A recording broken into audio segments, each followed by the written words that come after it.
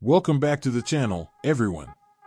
Today, we're going to explore a shocking discovery found under the old floorboards of FrankFritz's house when the FBI conducted an investigation at his mansion.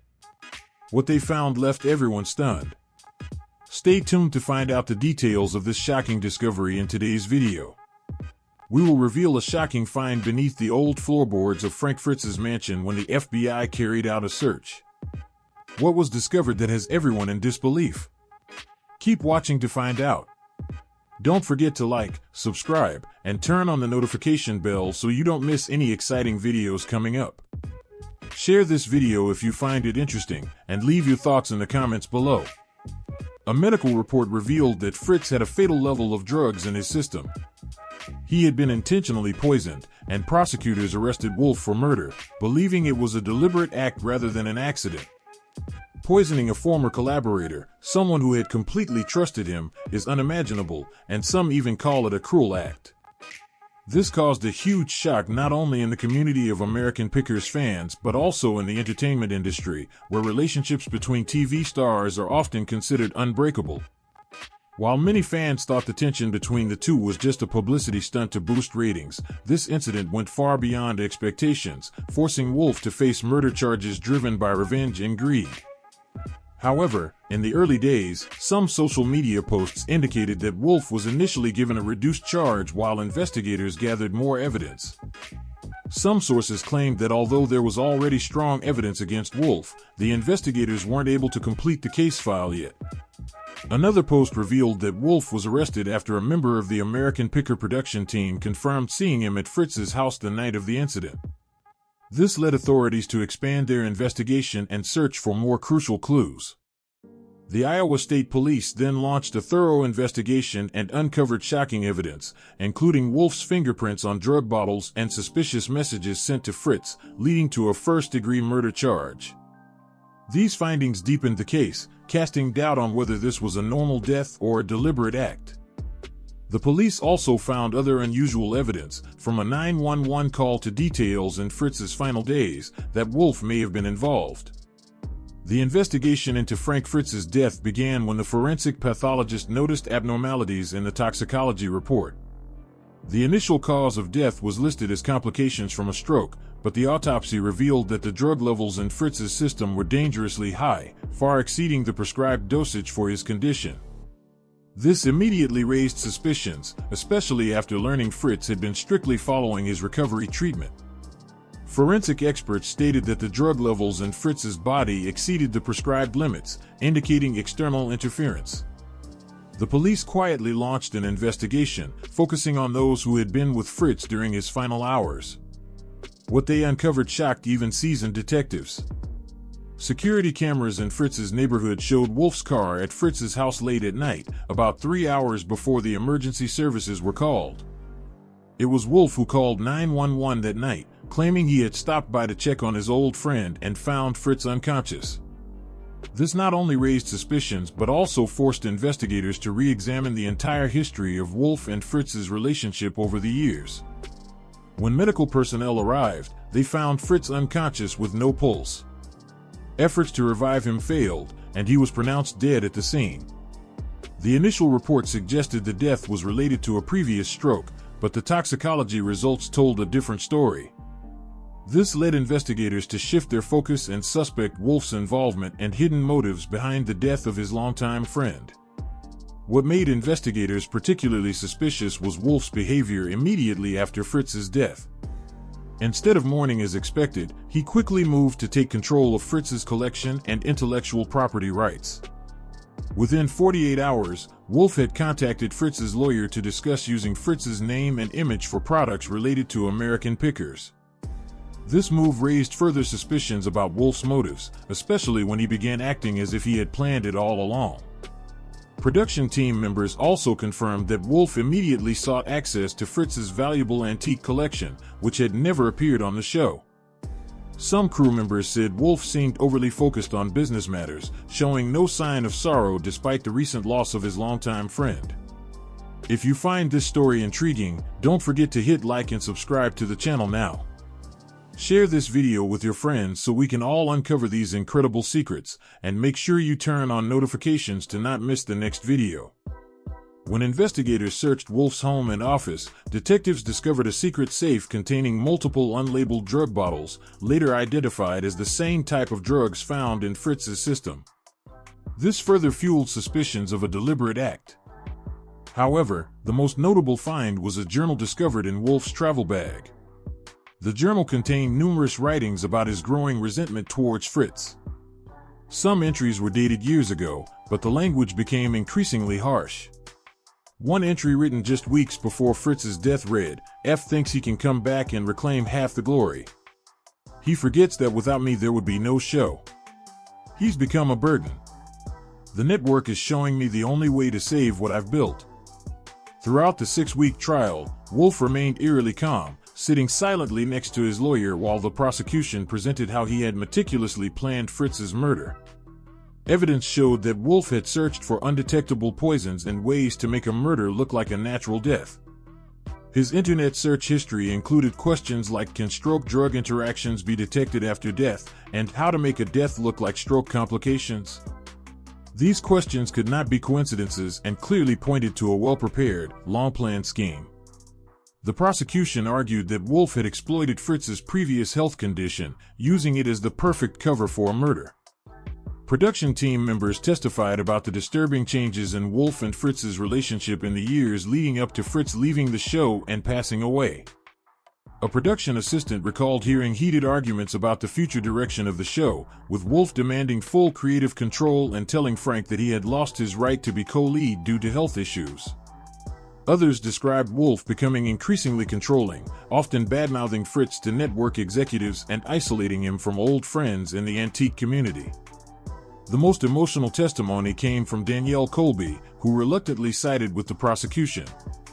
Tearfully, she recounted a confrontation with Wolf about how he treated Fritz. "I noticed Mike seemed obsessed with becoming the sole face of American Pickers."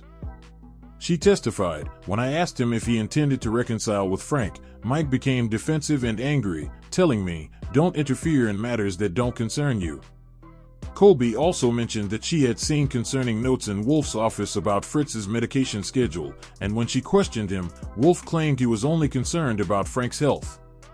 These details further clarified the tensions and conflicts between the two over a long period.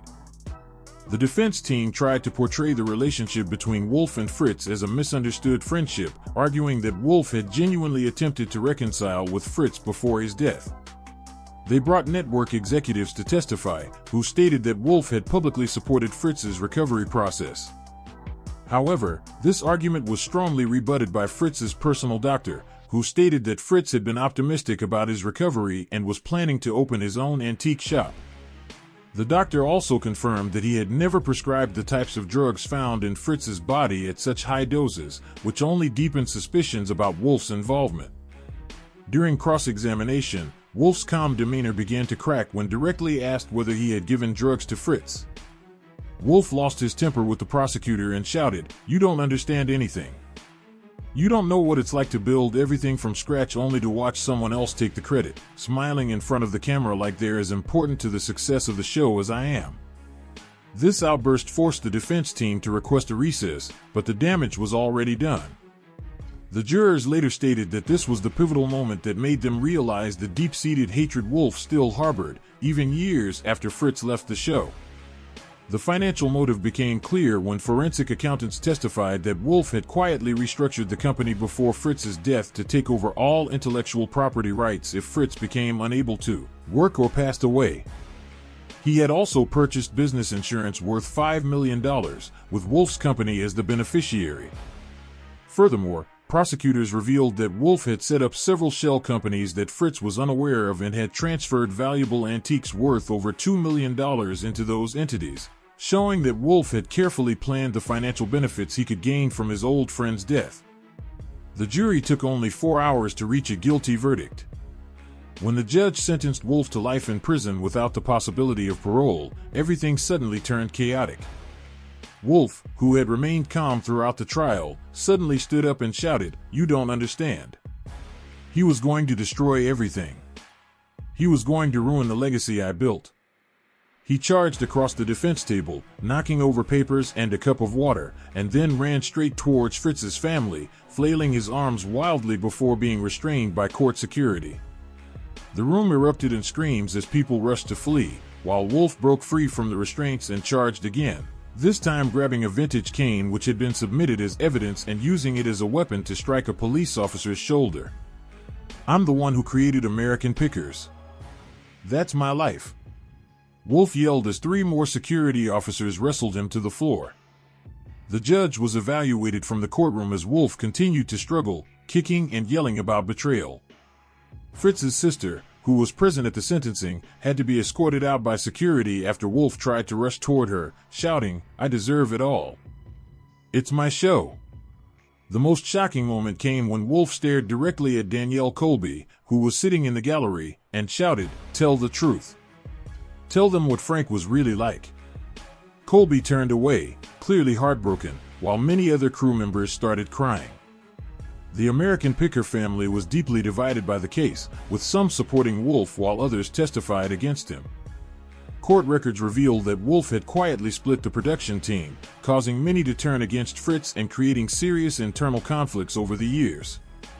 As security tried to regain control of Wolf, he continued to scream even more shocking revelations. He was going to start his own show. He said I was worthless.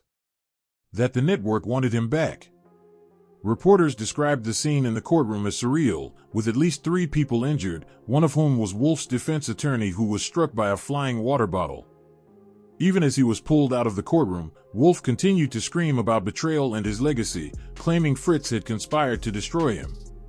Legal experts noted that the courtroom riot had completely ruined Wolf's chances for an appeal, completely contradicting the defense's argument that he was just a misunderstood businessman with no violent tendencies.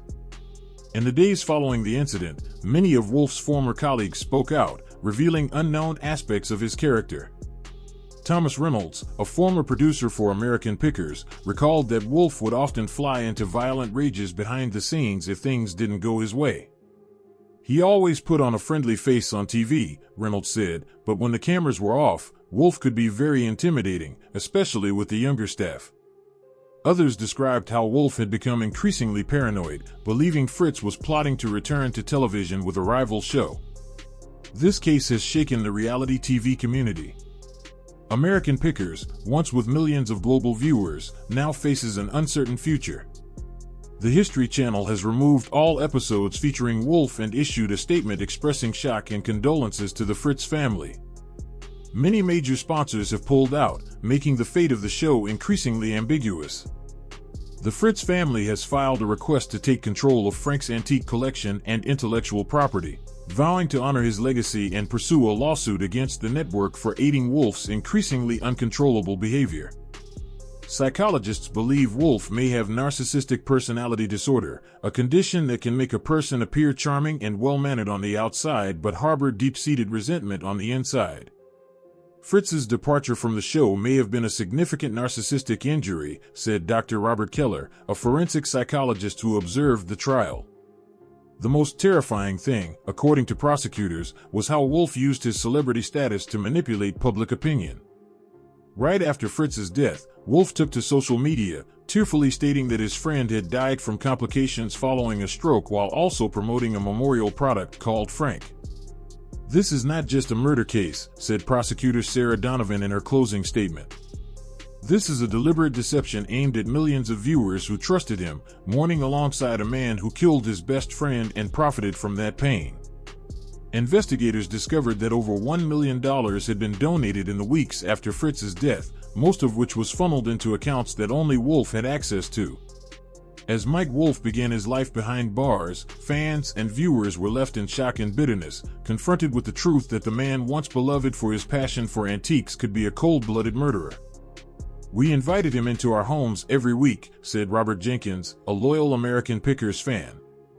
"We believed in his down-to-earth charm and his passion for preservation, knowing it was all a facade is devastating." Many of the television personalities who had appeared alongside Wolf have distanced themselves, with some expressing shock and calling for respect for Fritz's memory. For the American Picker production team, this tragedy continued to unfold. Testimonies during the trial revealed a deeply divided crew, with some believing in Wolf's innocence while others were certain of his guilt. Danielle Colby, who testified for the prosecution, has since taken a leave from television, citing the need for time to heal and reflect. In a brief statement, she requested privacy and expressed hope that the legacy of antique preservation, something that once united them all, would continue to survive this tragedy. Other crew members have nearly disappeared from the public eye as they try to cope with the double shock, losing FrankFritz and witnessing Wolf being convicted of murder. The judge's final remark before Wolf erupted in the courtroom now seems prophetic. "Mr. Wolf, you introduced yourself as a guardian of history and American preservation, while nurturing a desire for revenge and murder. You used your platform to preach the values of the past, but at the same time, you plotted the end of the man who helped build that very foundation. Today, justice has been served, not only for FrankFritz but for the millions of viewers who trusted you." Immediately after Wolf charged across the defense table, starting a dramatic riot. That was the last time he appeared publicly before being led away to begin the rest of his life behind bars. Then the story takes a thrilling turn as it moves to a small cemetery in Iowa where FrankFritz was buried. The small cemetery had never seen so many vehicles parked along its dirt paths. Television crews, antique enthusiasts, and curious onlookers gathered behind a hastily erected fence as a team of experts prepared to open FrankFritz's grave. The American Picker host had passed away a year earlier. This initially seemed like a simple relocation due to land development, but it quickly turned into a media spectacle. No one could have predicted what awaited inside, discoveries that would shock the antique community and beyond. The decision to relocate Fritz's grave was made after the small cemetery was bought by a development group planning to expand a nearby historical museum, ironically the kind of place Fritz had once scoured for treasures during his picking days. The Fritz family reluctantly agreed, requesting privacy during the relocation to a larger cemetery 20 miles away. However, when the information was leaked to local media, public interest surged far beyond expectations. Overwhelmed, local authorities eventually agreed to allow some media outlets to film, with revenue from the footage being donated to the Crohn's Disease Research Fund, a disease Fritz had battled throughout his life. After careful consideration, the Fritz family agreed to this decision, believing that Frank, who had always wanted to help others, would likely support it. His sister Lisa shared with the press, "Frank never wanted to make a big deal out of things, but he always wanted to help others. This way, he can still do that." On the day of the relocation, the sky was clear and cool. The cemetery staff had prepared the day before, clearing a path for the equipment and setting up barriers to ensure the work of the expert team would proceed without interruption. Dr. Eleanor Chambers, a renowned conservation expert with vast experience in historical artifacts, was invited to oversee the process and ensure everything was done with the utmost respect for the deceased. She shared, "We are following the same procedures we use for historical monuments while respecting the family's wishes." What she didn't reveal at the time was the special way FrankFritz had been buried, a detail kept secret until now. At 8:30 a.m., the granite slab covering the grave was lifted by a crane, revealing a specially designed preservation chamber instead of a traditional coffin. According to Mike Wolf, who had worked alongside FrankFritz on American Pickers, this was in line with Frank's wishes. Frank used to joke that when he died, he wanted to be surrounded by his favorite items. Everyone thought he was just joking, but after his stroke in 2022, he made all the arrangements and clearly stated it in his will. He had a special chamber designed to preserve both himself and his most prized collections, Wolf recounted. When the preservation chamber was opened, the silence of the cemetery was suddenly shattered by collective gasps. Inside, surrounding the coffin, were individual compartments containing valuable personal collectibles, many of which had never been made public. This was one of the most impressive personal Americana collections ever recorded. Each piece was carefully chosen by Frank in the last years of his life, creating a personal museum that reflected his love and appreciation for American history. Dr. Chambers, despite her extensive experience, could not hide her emotion. "In 20 years of my career, I have never seen anything like this. This isn't just a collection, it's a very personal history. One of the standout items was a 1934 Indian motorcycle in original condition, which had once belonged to a Midwest mail carrier. Fritz had found it in a barn in Iowa in 2019 but had never made it public. Experts valued the bike at over $300,000, but its historical value was immeasurable. Nearby was an old wooden box containing personal letters between Thomas Edison and a young female inventor who was believed to have contributed ideas for some of Edison's patents. Subsequent researchers confirmed these documents as authentic, opening the possibility to rewrite part of American invention history. In another corner was a collection of handcrafted toy cars, each tagged with the name of a child from the Iowa Children's Hospital, where Fritz had quietly volunteered in his later years. He had once set up a small workshop to teach the children how to make classic cars as a form of therapy, and he kept one car from each child as a personal memento of that deep connection. But the item that shocked the world the most was a small leather-bound notebook with the words "The Real Finds" written on it. Inside, it didn't list any of the items seen on the show but instead contained the personal stories behind each artifact, the families, craftsmen, and everyday Americans who had shared memories with Fritz. The notebook was like a profound spiritual legacy Frank left behind. Mike Wolfe was moved as he said, "Frank didn't just collect antiques, he preserved memories. This notebook is the real treasure. It's how Frank told us what mattered most to him." News quickly spread beyond the cemetery, causing social media to explode. Collectors groups organized memorial events and fundraisers for historical preservation. The History Channel announced they would produce a special documentary titled Fritz's Final Collection, with Mike Wolfe as the host. Several major museums, including the Smithsonian Institution, expressed interest in displaying this collection as a unified whole. The Smithsonian proposed a traveling exhibition called American Picker, the personal collection of FrankFritz, which would visit the very towns he had traveled to during his treasure hunts. "These items belong together and to the people Frank connected with," said curator Robert Hensley. "It's not just the material value, though that is substantial, but the cultural value, a tapestry of memories these items weave together when displayed side by side." After careful consideration, the Fritz family agreed to the exhibition plan with the condition that the entire final collection would be permanently housed in a museum in Frank's hometown. His sister Lisa Fritz explained, "Frank spent his life bringing forgotten treasures back to the light. Now these items can continue to tell the stories he always cherished." Conservation experts spent 3 days cataloging, recording the original positions, and processing each artifact inside the preservation chamber, along with personal notes left by Frank. The process was streamed live on several platforms, with historians providing in-depth commentary and appraisals of each item as they were revealed. The viewing numbers broke records for historical content, with audiences from all over the world watching every moment. Beyond the historical value, this experience revealed a deeper aspect of Frank Fritz's character, the man who had tirelessly sought out the forgotten pieces of American memory and, in his final act, turned himself into the most vibrant living collection of all, a carefully curated exhibition not only representing valuable objects but also the values he pursued throughout his life. Once the collection was safely relocated, the transfer of Frank's remains took place with solemnity. His coffin was moved to its new resting place, accompanied by a procession of classic cars driven by friends and close collectors, a farewell befitting Frank Fritz.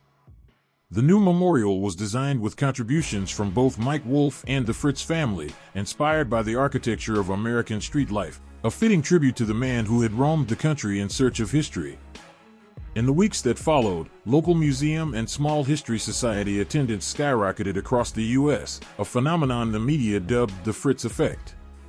People who had previously shown little interest in preserving history now began to explore their own community stories, inspired by the final collection of the legendary picker.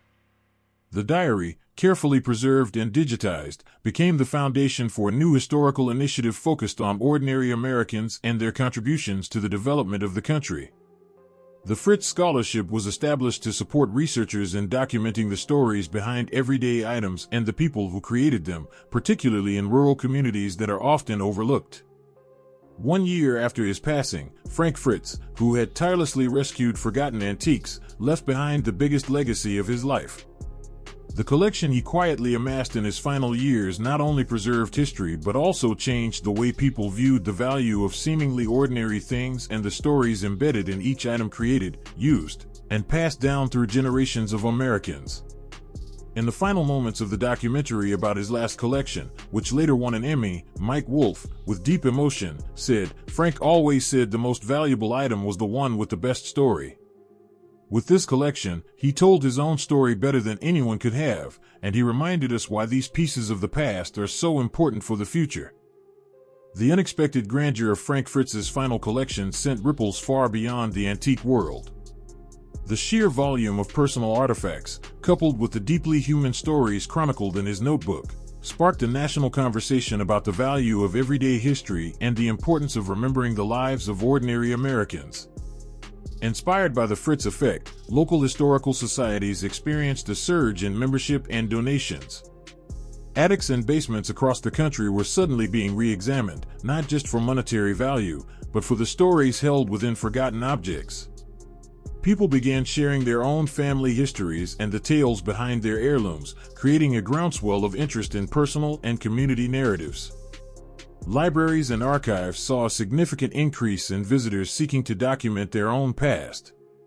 The Fritz Scholarship quickly became a prestigious grant, attracting researchers passionate about uncovering the untold stories of rural America. The initial projects funded ranged from documenting the history of family-owned farms in the Midwest to preserving the oral histories of Appalachian craftspeople. The scholarship not only honored Frank's memory but also fostered a new generation of historians dedicated to the lives of everyday people. The traveling exhibition, American Picker, the personal collection of FrankFritz, became a cultural phenomenon. In each town it visited, local residents would bring their own treasured objects and share their stories, creating impromptu community history days that mirrored Frank's own picking adventures. Mike Wolfe, as the host of the accompanying documentary series, found himself in a new role, less the treasure hunter and more the empathetic listener, facilitating the sharing of these personal narratives. The exhibition became a living testament to Frank's belief that everyone had a story worth telling. The History Channel, buoyed by the success of the documentary and the renewed interest in history, launched a new series inspired by Frank's notebook, titled The Real Finds. Each episode focused on a single, seemingly ordinary antique and delved into the extraordinary lives and stories connected to it, often featuring descendants of the original owners. The show resonated deeply with audiences, proving that the most compelling history is often found in the most unexpected places. Meanwhile, the legal aftermath of Mike Wolfe's conviction continued. Despite his dramatic outburst at the sentencing, his appeals were denied, the courtroom riot having solidified the jury's perception of his volatile nature. Behind bars, stripped of his public persona, Wolfe faded into relative obscurity, a stark contrast to the enduring legacy of the man he had murdered. Years later, the museum in FrankFritz's hometown, built to permanently house his final collection, became a national landmark. It wasn't just a display of valuable antiques, it was a vibrant center for community history, hosting workshops, storytelling events, and educational programs. The museum's most popular exhibit remained a meticulously recreated version of the preservation chamber, complete with interactive displays that allowed visitors to explore the stories behind each object and even listen to excerpts from Frank's notebook. FrankFritz, the seemingly simple antique picker, had inadvertently sparked a nationwide movement. His final act, the careful curation of his personal history, had reminded America of the value of its unsung heroes and the enduring power of their stories. The real finds, as his notebook revealed, were never just the objects themselves, but the human connections and memories they represented, a legacy that continued to inspire long after his passing. The reverberations from FrankFritz's extraordinary final collection extended far beyond the initial shock and media frenzy. The sheer intimacy of his preserved artifacts, coupled with the profound humanity etched within the pages of the real finds, ignited a cultural awakening that swept across the American landscape. It wasn't merely about dusty relics, it was about the tangible echoes of lives lived, struggles endured, and quiet triumphs celebrated. Across the nation, attics and basements transformed from repositories of forgotten junk into potential treasure troves of personal history. The Fritz effect spurred a wave of community-driven preservation efforts. Neighbors gathered to share stories behind old photographs, worn tools, and faded letters, recognizing the inherent value in their collective past. Local historical societies, once struggling for relevance, experienced unprecedented growth, their meeting rooms buzzing with newfound enthusiasm. Donations of artifacts, accompanied by heartfelt narratives, poured in, transforming these humble institutions into vibrant centers of community memory. The Fritz Scholarship, endowed by the proceeds from the documentary and the initial surge of public donations, became a beacon for aspiring historians drawn to the stories of the marginalized and the overlooked. Doctoral candidates embarked on journeys to document the vanishing traditions of rural artisans, the resilience of immigrant communities, and the everyday heroism of ordinary laborers. Their research, often utilizing Frank's notebook as an inspiration and a methodological guide, unearthed a rich tapestry of American experience that had long remained invisible in mainstream historical narratives. The traveling exhibition, American Picker, the personal collection of FrankFritz, transcended its initial purpose as a memorial. It became a dynamic forum for intergenerational dialogue, a space where the tangible past sparked conversations about the present and the future. In each host city, the exhibition organizers partnered with local residents to create satellite displays of their own family heirlooms, transforming the event into a collective act of remembrance and storytelling. Mike Wolfe, shedding his former persona, became a compassionate facilitator, his interviews with visitors often yielding poignant and deeply moving accounts that further enriched the evolving narrative of American life. The History Channel's The Real Finds became a surprise hit, captivating audiences with its intimate portrayal of history through the lens of ordinary objects. Each episode wasn't just about the antique itself, but about the human drama it had witnessed, the joys and sorrows it had absorbed. The show's popularity underscored a growing hunger for authentic stories, a yearning to connect with the past on a personal level, mirroring Frank's own deeply human approach to collecting. The legal saga surrounding Mike Wolfe concluded with a sense of grim finality. His repeated appeals, undermined by his violent courtroom outburst and the compelling evidence of his premeditation, were systematically rejected. The once celebrated television personality became a cautionary tale, a stark reminder of the corrosive power of envy and the ultimate triumph of justice. His name, once synonymous with Americana, gradually faded from public discourse, overshadowed by the enduring legacy of his victim. The FrankFritz Museum in his hometown blossomed into a vital cultural institution. Its innovative exhibits, inspired by the unique presentation of his final collection, employed interactive technology to bring the stories behind the artifacts to life. Children could listen to recordings of Frank's anecdotes, while holographic projections showcased the original context of his finds. The museum became a pilgrimage site for those seeking a deeper understanding of American history, not through grand narratives of presidents and battles, but through the intimate details of everyday existence. The digitized version of Frank's notebook became an invaluable resource for researchers, educators, and anyone interested in the human side of history. Its pages, filled with Frank's handwritten observations and the heartfelt stories shared by the people he met, offered a unique and unfiltered glimpse into the lives of ordinary Americans across generations. It became a testament to his profound respect for the human element inherent in every artifact. Ultimately, FrankFritz's final collection became more than just a collection of antiques. It became a catalyst for a renewed appreciation of local history, a testament to the power of individual stories, and a lasting tribute to the enduring spirit of the American people.